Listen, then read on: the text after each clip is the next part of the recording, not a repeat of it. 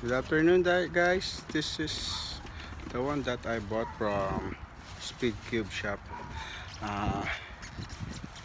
4.74 mini, check out this 4.74 bulk mini tree. Here it is, and what's that's why I uploaded this, because of the promo for the surprise egg. Here it is. My daughter will open it. Come on. Wow, this is so cool. Are you joking me? It's nice.